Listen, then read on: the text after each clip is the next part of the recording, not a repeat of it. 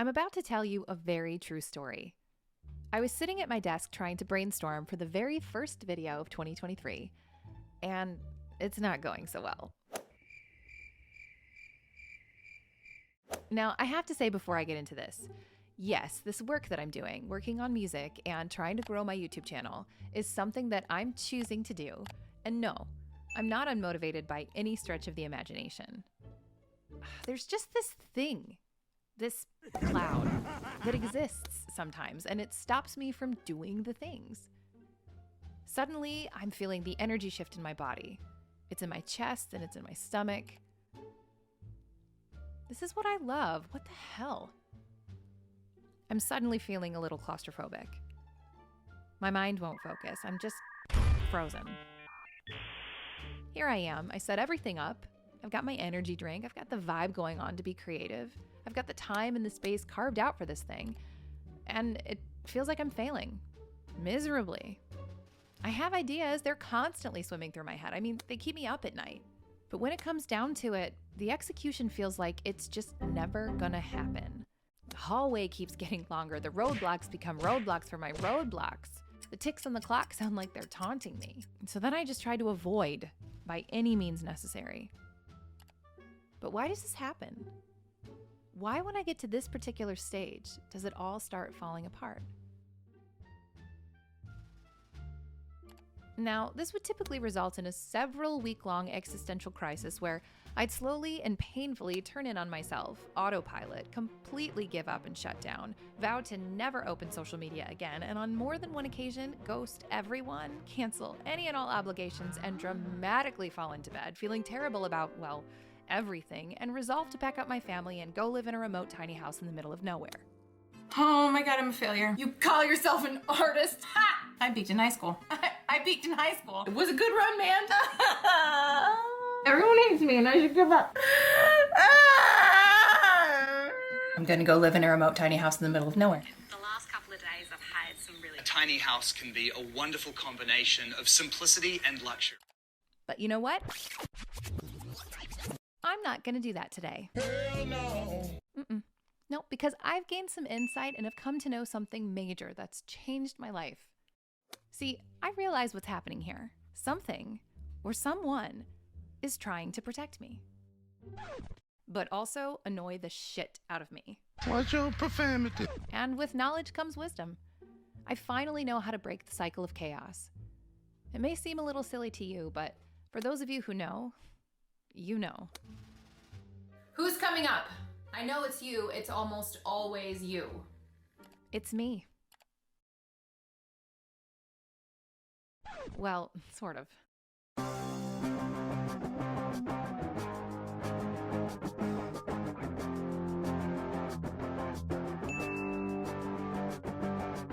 You're controlling me.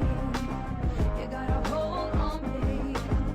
And it's plain to see I've been kept close for too long. If you know anything about parts work and modes of therapy like internal family systems, things like EMDR, or really just any kind of trauma-informed therapy, then this will definitely resonate with you. If not, you might think that I have different personalities, but I promise I don't. We've all seen that iconic music video by Alanis Morissette, right? The one where she's in the car and has 4 versions of herself, and at different times throughout the video, a different version is driving. Yeah. That's sort of been life for me over the past decade and a half, except I wasn't aware of it. I mean, how could I be? I was young. I was just trying to survive what I now know to be stacked drama.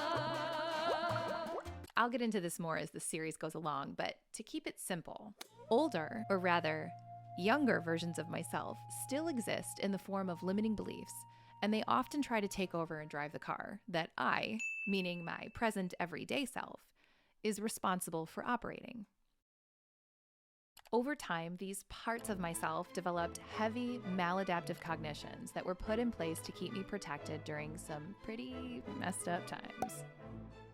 As an adult, I've learned through things like the mind-body connection how to address these parts. Again, it may seem silly to you and you may be thinking, so you just talk to yourself? Well, yeah, sort of. I'm addressing and confronting those protective parts that show up as old core beliefs and pulling them out simply to say, hey, hi, I see you there. Thank you for protecting me. And things are different now. It doesn't have to be so chaotic or detrimental or whatever it is. Then I try to zero in and connect to some of the reasons that that version of myself is coming up. I wanted to create this video because this practice of addressing these old parts comes up in everyday life with things like my career, my interpersonal relationships, and especially when I am just alone with myself, trying to deal with me. I wanted you to essentially meet this part of myself because she's one of the biggest parts that comes up. It was around this age, this very crucial developmental stage in my life, where things were seriously intense, and where that dichotomy really started to develop and grow legs and pretty much never stop. She's with me all the time, especially during the creative process. I'm really working hard to show her that she is safe with this version of who I am today and that things are going to be okay. So one of those ways that I can do that is by letting her show up, listening to why she's there, learning from the experiences, and reestablishing trust.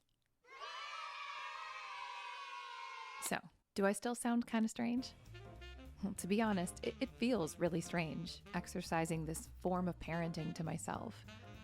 But it's so necessary and it's helping. And if I could share that insight with one person who might be struggling and save them the years and years of feeling the way that I have felt, then it's worth it to sound silly for 5 minutes. I'm okay with it.